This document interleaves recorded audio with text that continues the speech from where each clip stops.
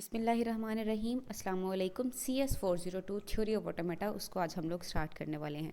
ये है उसका टेबल ऑफ कंटेंट, जिसको देख के हम लोग अपना टाइम वेस्ट नहीं करेंगे, क्योंकि हम लेक्चर वाइज डिस्कस करते हुए लेक्चर की समरी देख लिया करेंगे।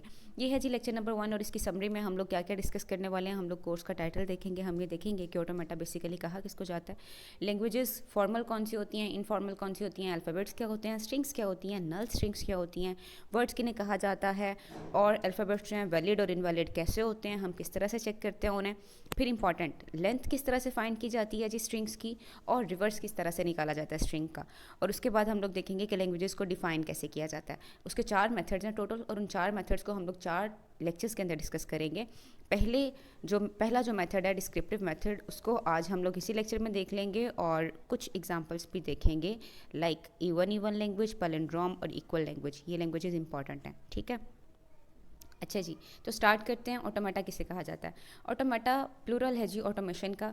ये ऐसी चीज़ होती है जो ऑटोमेटिकली काम करे। आपने किसी एक चीज़ को स्टार्ट कर दिया, लूप में चला दिया, कोई ना कोई कोड रन कर दिया, कोई ना कोई एल्गोरिथम रन कर दिया बैकग्राउंड पे, और वो ऑटोमेटिकली चलता जाएगा, आपको हेडेक लेने की ज़रूरत नहीं है, ठीक है। तो ये होता है जी ऑटोमेटा। अब लैंग्वेजेस की 2 टाइप्स की हमने बात की थी, फॉर्मल और इनफॉर्मल की। फॉर्मल लैंग्वेजेस जो हैं उनको सिंटैक्टिक भी कहा जाता है, और जो इनफॉर्मल है उनको सिमेंटिक भी कहा जाता है। अल्फ़ाबेट्स क्या होते हैं जी? सिंबल्स कहते हैं लेटर्स को, ठीक है। सिंबल्स लेटर को कहते हैं। और अल्फ़ाबेट क्या होता है जी? A finite non empty set of symbols. 2 words जो है यहाँ पे इंपॉर्टेंट हैं, फिनाइट और नॉन एम्प्टी। एक तो वो इन्फिनाइट नहीं चलना चाहिए, ठीक है, और दूसरा ये कि वो नॉन एम्प्टी, जैसे नल होता है, नल स्ट्रिंग होती है, वैसे नहीं होना चाहिए। नल स्ट्रिंग को आप लोग अल्फ़ाबेट नहीं कह सकते, ठीक है। नल स्ट्रिंग आप स्पेस बार समझ लेना, लिखते हुए जो हम लोग स्पेस यूज़ करते हैं। A finite non empty set of symbols, जिनको हम लोग लेटर्स कहते हैं सिंबल्स को, उसको जो उनका जो सेट होता है उसे हम लोग कहते हैं अल्फ़ाबेट, और इसको हम लोग रिप्रेजेंट करते हैं ग्रीक लेटर सिग्मा के साथ। ये वही सिग्मा है जो आप लोग मैथ्स में यूज़ करते हैं किसी भी चीज़ के कॉम्बिनेशन को, या ग्रुप या कलेक्शन या सेट को रिप्रेजेंट करने के लिए। और हम लोग इसको बिल्कुल ऐसे लिखेंगे जैसे मैथ्स में हम लोग सेट्स लिखा करते हैं। सिग्मा लिखेंगे, इक्वालिटी का साइन लगाएंगे, और जो ब्रेसेस जो हैं, करली ब्रेसेस हम लोग यूज़ करते हैं सेट को रिप्रेजेंट करने के लिए, वहीं हम लोग यहाँ पर रिप्रेजेंट करेंगे। और इसके अंदर जो एलिमेंट्स होंगे उनके बिटवीन बिल्कुल सेट की तरह ही कोमा लगा के उन्हें रिप्रेजेंट किया जाएगा, ठीक है। यहाँ पे उन्होंने हमें एक एग्जांपल दिया, सिग्मा इक्वल टू 0 1, और 0 1 हमें पता है कि कौन सी लैंग्वेज होती है, ये कंप्यूटर की लैंग्वेज होती है, इसको ये बाइनरी लैंग्वेज होती है। और आप अगर CS402 पढ़ रहे हैं, थ्योरी ऑफ ऑटोमेटा पढ़ रहे हैं, तो definitely you have some background with computer science और IT, तो आप लोगों को ऑलरेडी आइडिया होगा कि बाइनरी लैंग्वेज क्या होती है, ठीक है। उसके बाद उन्होंने MCQ के लिए हमें एक चीज़ बताई है कि एल्गोल एक लैंग्वेज है जिसमें 113 लेटर्स हैं, ठीक है। ये MCQ के लिए आ सकता है कि कौन सी लैंग्वेजेस जिसमें 113 लेटर्स हैं, या फिर एल्गोल के अंदर कितने लेटर्स होते हैं। एल्गोल का एक स्पेसिफिक वेरिएंट है, ये बेसिकली डिफरेंट वेरिएंट्स होते हैं ना लैंग्वेज के, ठीक है। तो ये जो 113 लेटर्स हैं, इसमें हमारे पास इंक्लूडेड हैं लेटर्स, डिजिट्स, और इसके अलावा सिक्वेंशियल ऑपरेटर्स भी इंक्लूडेड हैं, जैसा कि गो टू और इफ वगैरह। स्ट्रिंग्स क्या होती हैं जी? स्ट्रिंग्स होती हैं concatenation of finite numbers of letters. Letters का तो आपको पता चल गया कि लेटर्स क्या होते हैं, उनकी कंकैटिनेशन है। ये सेट ओवरऑल नहीं है, मतलब ऐसा नहीं है कि लैंग्वेज में जितने भी जो है वो कॉम्बिनेशन बन सकते हैं वो सारे हम लोग यहाँ पे लिखते हैं, ऐसा नहीं है। लेकिन ये उनकी कंकैटिनेशन है। कंकैटिनेशन क्या कहते हैं? कंबाइन करना। ये है सेकंड नेम असलम है, तो मैं आपको अली असलम इकट्ठा लिख देती हूँ और सेंटर से स्पेस को रिमूव कर देती हूँ, तो ये आपके पास जो है कंकैटिनेशन की एक बेस्ट एग्जांपल आ गई, ठीक है। तो कंकैटिनेट करना क्या होता है जी? कंकैटिनेट फॉर एग्जांपल आपके पास ABC जो हम सब समझते हैं इंग्लिश लैंग्वेज को, उसके अंदर जो ABC है ये सेपरेट लेटर्स हैं, ठीक है। लेकिन उनको कंकैटिनेट मैं करती हूँ। कंकैटिनेट कैसे करती हूँ कि मैं पहले C लिख देती हूँ, फिर A लिख देती हूँ, और फिर T लिख देती हूँ, तो ये क्या बन गया? कैट, ठीक है। तो ये मैंने एक कंकैटिनेशन की। अब आगे एक इम्पॉर्टेंट चीज़ है वर्ड्स के मामले में, वो मैं आपको बाद में बताती हूँ, ठीक है। अब ज़रूरी नहीं है कि मैं एक प्रॉपर, जिस तरह CAT प्रॉपर लिखा है मैंने, अब ये एक प्रॉपर वर्ड है जिसका एक प्रॉपर मीनिंग है, ठीक है। कैट, आपको पता है कि कैट किसको कहा जाता है, लेकिन अगर मैं ऐसे लिख दूँ CA, या मैं ऐसे लिख दूँ TAC, तो क्या ये कोई प्रॉपर वर्ड रिप्रेजेंट कर रहा है? कोई प्रॉपर मीनिंग है इसका? नहीं है, ये बस एक स्ट्रिंग है, ठीक है। तो ऐसी स्ट्रिंग्स जिनका प्रॉपर मीनिंग हो वो वर्ड्स होती हैं, और ऐसी स्ट्रिंग्स जिनका कोई प्रॉपर मीनिंग नहीं हो, जैसे मैं ASDFGKL कुछ भी लिखती जाऊँ तो उनका कोई प्रॉपर मीनिंग नहीं है, तो वो बस क्या होंगी? स्ट्रिंग्स होंगी, ठीक है। हर स्ट्रिंग वर्ड नहीं होती, लेकिन कोई भी अगर आप किसी चीज़ को वर्ड कह रहे हैं तो इसका मतलब ये है कि वो पहले स्ट्रिंग है और बाद में वर्ड है, ठीक है। इसके बाद आगे हम लोग बात करते हैं जी नल स्ट्रिंग की। नल या एम्प्टी स्ट्रिंग ऐसी स्ट्रिंग होती है जिसके अंदर कोई भी लेटर नहीं हो, बिल्कुल नल मतलब एम्प्टी, उसके अंदर कोई भी लेटर या कोई भी आउटपुट उसका नहीं बनेगा, ठीक है। तो आप लोग इसकी एग्जांपल ले सकते हैं स्पेस बार की, और स्पेस बार को या नल स्ट्रिंग को या एम्प्टी स्ट्रिंग को हम लोग रिप्रेजेंट करते हैं स्मॉल ग्रीक लेटर लैम्डा से या फिर कैपिटल ग्रीक लेटर लैम्डा से, ठीक है। ज़्यादातर कैपिटल ग्रीक लेटर ही यूज़ होता है इसके लिए। अच्छा जी, उसके बाद हम लोग बात कर लेते हैं जी अल्फ़ाबेट्स की। अब ये जो मैंने ये बात की ना, all words are string but not all strings are words, ये इंपॉर्टेंट है। ये इंपॉर्टेंट किस टर्म में है? ये एमसीक्यू के हिसाब से इंपॉर्टेंट है। अच्छा जी, अब वैलिड अल्फ़ाबेट क्या होता है और इनवैलिड अल्फ़ाबेट क्या होता है? हम लोग किस तरह से ये चीज़ कैलकुलेट कर सकते हैं कि ये जो अल्फ़ाबेट लिखा हुआ है ये वैलिड है, ये इनवैलिड है? अच्छा, अब आपको पता है कि आपने किसी लैंग्वेज को रिप्रेजेंट किस तरह से करना है। आपने सिग्मा लिखना है, ठीक है, इक्वालिटी का साइन, कर्ली ब्रेसेस, और उसके अंदर लैंग्वेज के जितने भी एलिमेंट्स हैं, जितने भी लेटर्स हैं, वो सारे लिखने हैं आपने कॉमा डाल के, ठीक है। अब जब आप इस तरह से लैंग्वेज को लिखेंगे तो आपको पता चल गया कि लैंग्वेज में लेटर्स कौन कौन से हैं। लैंग्वेज को टोकनाइज करने का मतलब ये होता है कि वो जो लेटर्स लिखे हुए हैं उन लेटर्स को कंबाइन करके, कंकैटिनेट करके कुछ ना कुछ आउटपुट दिलवाना, ठीक है। फॉर एग्जांपल मेरे पास ABC के सारे लेटर्स लिखे हुए हैं, लाइक ABCD, तो मैं DAC कुछ भी लिखती हूँ तो ये मैंने उसको टोकनाइज कर लिया, ठीक हो गया। मतलब मैंने उनको मिला के कुछ ना कुछ लिख लिया। अब उसको टोकनाइज अगर मैं कर रही हूँ तो टोकनाइज करते हुए मैं क्या करूँगी, मैं ऐसे ही लिखूँगी ना। पहले फॉर एग्जांपल मैंने D लिख लिया, फिर मैंने C लिख लिया, फिर मैंने A लिख लिया, फॉर एग्जाम्पल। अब ये तो बन गया एक सेपरेट से लेटर, एक सेपरेट से जो है मेरे पास एक कंकैटिनेशन बन गई, एक स्ट्रिंग बन गई, ठीक है। लेकिन ये वैलिड है या नहीं वैलिड, इसको चेक कैसे किया जा सकता है? अब ABC में तो हमारे पास जो लेटर्स हैं वो सेपरेट सेपरेट है ना। A एक सेपरेट लेटर एग्जिस्ट करता है, B एक सेपरेट लेटर जो है वो एग्जिस्ट करता है। लेकिन क्या हो कि एक ऐसी लैंग्वेज हो जिसके अंदर AB दोनों को मिला के एक लेटर बनता हो, ठीक है। A और B दो सेपरेट सेपरेट लेटर्स नहीं हैं, AB को मिला के एक लेटर बन रहा है, और वो जो एक लेटर बन रहा है उस लेटर को इसी तरह से आप समझ लें कि जितनी भी आपके पास लेटर्स हैं ना, वो सारे के सारे कंकैटिनेशन ऑलरेडी हुई हुई है। मतलब वो एक सेपरेट लेटर नहीं है। AB एक सेपरेट है, CD एक सेपरेट है, ठीक है, EF एक सेपरेट है, ठीक हो गया। अब जब आपने उनको लिखना है, आपने जब उन्हें टोकनाइज करना है, एक अल्फ़ाबेट बनाना है, तो अल्फ़ाबेट बनाने के लिए आपने एक ही चीज़ जहन में रखनी है कि एक लेटर दूसरे लेटर का प्रीफिक्स नहीं होना चाहिए। अब प्रीफिक्स का क्या मतलब होता है कि उससे पहले एक चीज़ आ रही है। आप लोगों ने इंग्लिश में पढ़े हुए ना प्रीफिक्स और सुफिक्स। प्रीफिक्स क्या होता है? जो चीज़ पहले आ रही होती है, और सुफिक्स क्या होता है? जो किसी वर्ड के एंड पे आ रही होती है। अब एक जो हमारा लेटर है वो दूसरे लेटर का सुफिक्स बन जाए, हमें कोई मसला नहीं है। हमारा लेटर फॉर एग्जाम्पल AB है, उसके बाद CD आ रहा है, तो हमें बिल्कुल कोई टेंशन नहीं है, आप जैसे मर्जी उसको लिखते जाएँ। लेकिन एक लेटर दूसरे लेटर का प्रीफिक्स नहीं होना चाहिए। फॉर एग्जांपल मेरे पास जो है, फॉर एग्जांपल यहाँ पे उन्होंने BA दिया हुआ है। अगर आप इसको गौर से देखें हमारे पास कौन कौन से लेटर्स हैं, B, BA, BAB, D को एक बार छोड़ दें, ठीक है। तो अगर मैं BA पहले लिख लेती हूँ और उसके बाद फिर से ये वाला जो हमारे पास स्मॉल लेटर्स का BAB है इसको लिख लेती हूँ, तो जो A है उसने पहले वाले B को छोड़ दिया और दूसरे के साथ आ गया, तो ये तो रॉन्ग हो गया। हमने तो कहा था कि ये उसका प्रीफिक्स नहीं हो सकता, एक लेटर दूसरे लेटर से पहले मिल के नहीं आ सकता, ठीक है। ये है जी वैलिड या इनवैलिड का सारा फंडा। अच्छा जी, इसके बाद हमारे पास लेंथ ऑफ स्ट्रिंग, और लेंथ ऑफ स्ट्रिंग को किस तरह से रिप्रेजेंट किया जाता है कि फॉर एग्जांपल हमारे पास स्ट्रिंग है S, और उसकी रिप्रेजेंटेशन ऐसे होगी कि हम लोग उसके दोनों साइड्स पे मोड लगा देंगे, वही मोड जो हम लोग मैथ्स में लगाते हैं, दो स्ट्रेट लाइंस, ठीक है। S के दोनों साइड्स पे लगा देंगे, यानी जो भी हमारे स्ट्रिंग का नाम है उसके दोनों साइड्स पे लगा देंगे, ठीक है। और ये होता क्या है, कैलकुलेट कैसे करते हैं? Number of letters in any string. जो आपके पास स्ट्रिंग है, फॉर एग्जांपल वो S है, उसके अंदर जितने भी लेटर्स हैं उनको काउंट करेंगे, और काउंट करके हम लोग लिख देंगे वो नंबर। फॉर एग्जांपल इसमें 5 थे, तो ये हमारे पास लेंथ ऑफ स्ट्रिंग हो गई है, ठीक है। So easy. रिवर्स किस तरह से निकाला जाता है जी? सबसे पहले तो हम लोग ये देखते हैं रिवर्स को रिप्रेजेंट कैसे किया जाता है। रिवर्स को या तो हम लोग REV, जो रिवर्स का हम लोग पहले 3 लेटर्स ले लेंगे वो लिखेंगे, और फिर हम लोग राउंड ब्रेसेस के अंदर स्ट्रिंग का नाम लिख देंगे। एक तो ये रिप्रेजेंटेशन है इसकी, और दूसरी रिप्रेजेंटेशन ये है कि हम लोग स्ट्रिंग का नाम लिखेंगे और उसके ऊपर छोटा सा R बना देंगे जहाँ पे हम लोग स्क्वायर वगैरह लिखते हैं, ठीक है। इस तरह से लिख लेंगे। 2 तरह की रिप्रेजेंटेशन होगी हमारे पास स्ट्रिंग की, स्ट्रिंग का रिवर्स मेंशन करने के लिए। और ये निकाला किस तरह से जाता है?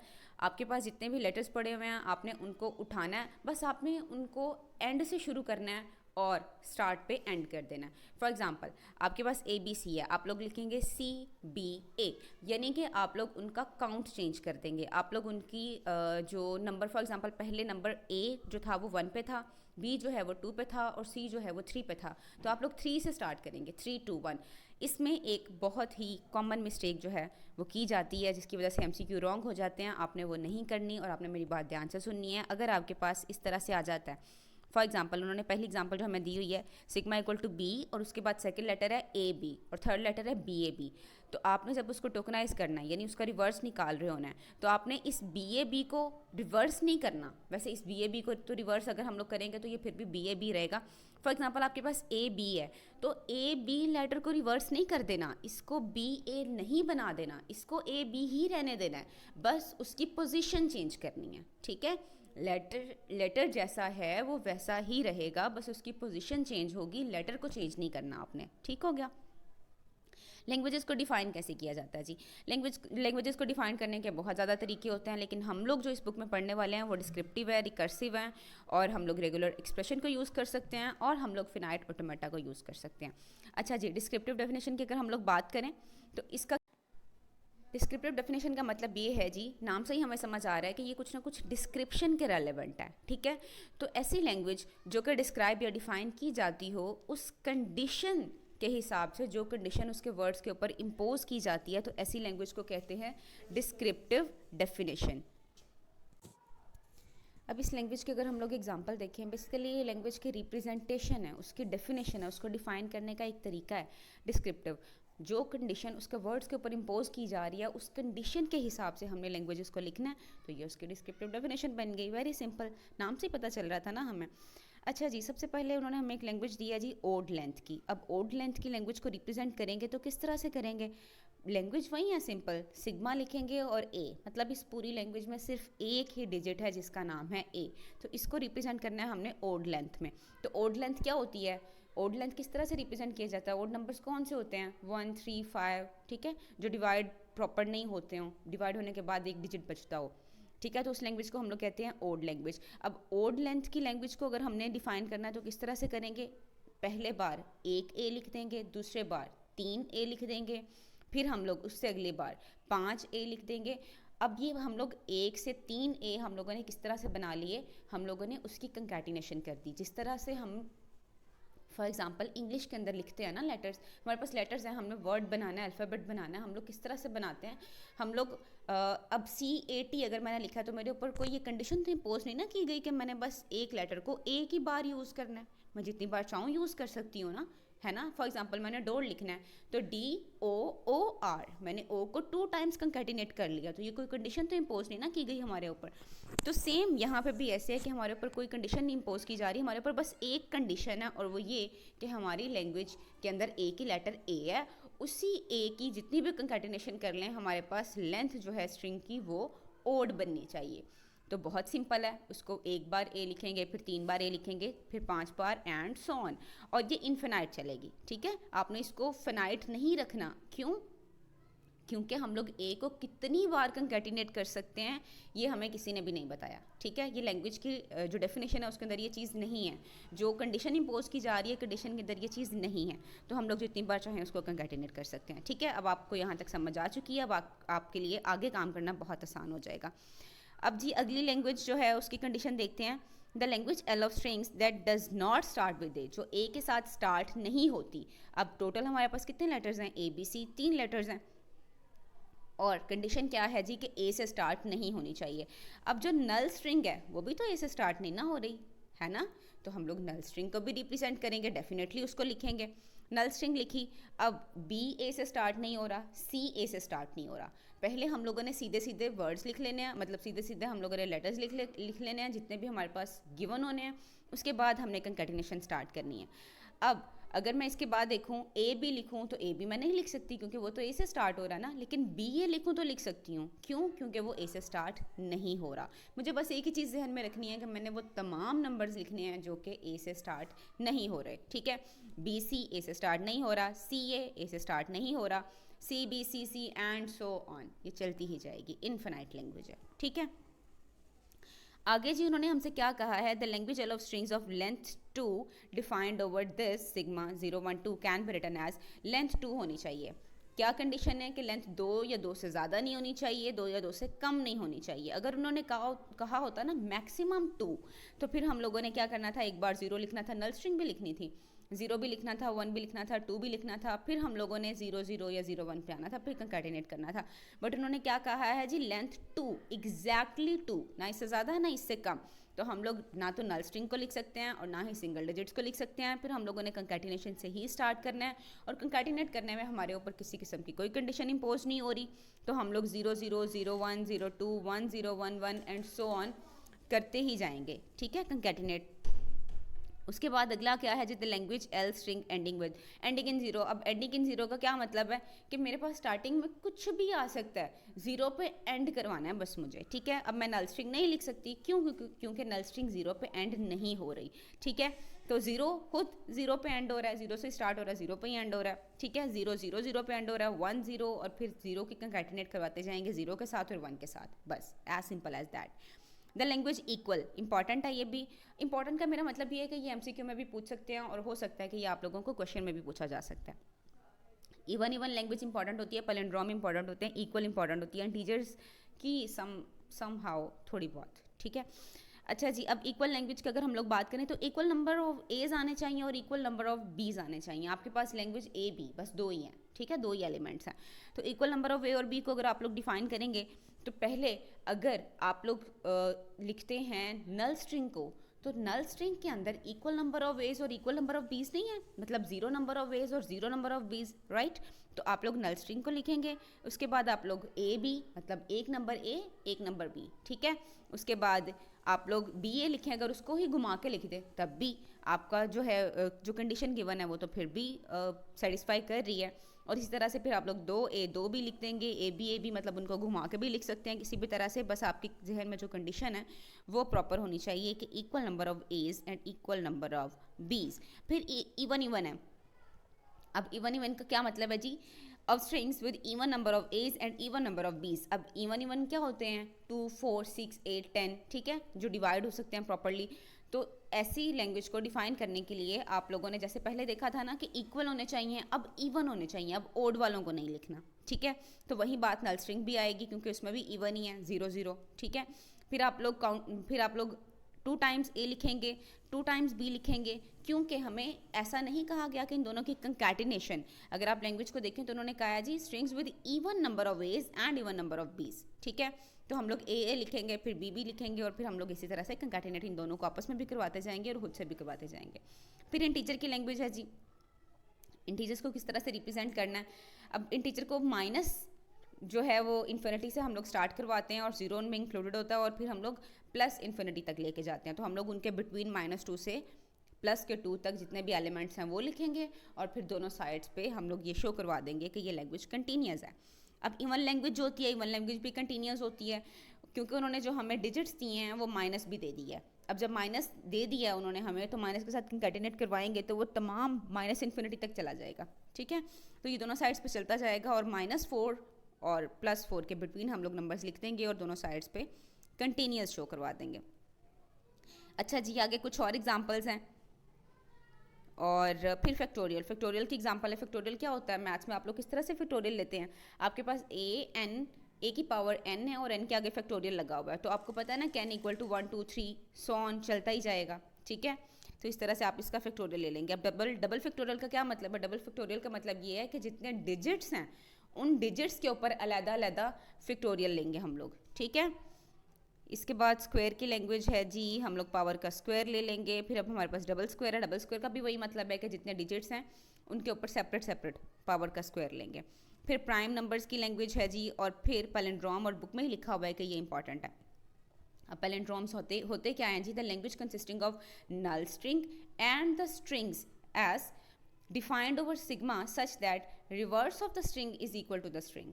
ऐसी लैंग्वेज जिसका रिवर्स जो है वो भी वही लैंग्वेज ही बन जाए, तो उसको हम लोग कहते हैं पैलिंड्रोम। ये वही गेम है जो हम लोग बचपन में खेला करते थे ना, वोकैब की गेम, कि ऐसे वर्ड्स बताएं जिनको अगर हम लोग रिवर्स पढ़ें तब भी वही वर्ड्स ही बन जाएं, और अगर हम लोग स्टार्ट से पढ़ें तब भी वही वर्ड्स ही बन जाएं, ठीक है। For example Bob, BOB Bob, जब हम इसको रिवर्स पढ़ते हैं तो तब भी ये वही लैंग्वेज ही बन जाती है। BOB मतलब सेम ही वर्ड रहता है, चाहे आप लोग उसको स्टार्ट से पढ़ें चाहे एंड से पढ़ें। तो ऐसे जितने भी वर्ड्स होते हैं उनको हम लोग पैलिंड्रोम्स कहते हैं और ऐसी लैंग्वेज को हम लोग पैलिंड्रोम कहते हैं, ठीक है। तो आप लोगों ने सिर्फ ऐसे लेटर्स लिखने हैं जिनको रिवर्स से पढ़ें तो फिर भी वो वही बने। जैसे कि आपके पास सबसे पहले नल स्ट्रिंग आएगी, नल स्ट्रिंग को आप किसी भी तरह से पढ़े हो तो नल ही रहेगी, ए ही रहेगा, बी है तो बी ही रहेगा। कंकैटिनेशन करते हुए बस आपको थोड़ा सा ख्याल रखना पड़ेगा कि अगर आप ए लिख रहे हैं तो वो रिवर्स होके ए ही बने। अगर आप ए लिख रहे हैं तो आप बी नहीं लिख सकते, क्योंकि जब उसको रिवर्स करेंगे तो वो बी ए बन जाएगा, ठीक है। तो अगर आप लोग ए लिख रहे हैं तो आप लोगों ने इसी तरह से बी लिख रहे हैं तो वो भी रिवर्स होकर बी बनेगा, ठीक है। उसके बाद उन्होंने लैंग्वेज की लेंथ के बारे में बस बात की हुई है कि 2n या 2n-1 कब होती है। और उसके बाद है जी हमारा सेकंड लेक्चर जो कि हम लोग नेक्स्ट देखते हैं इंशाल्लाह। Thank you.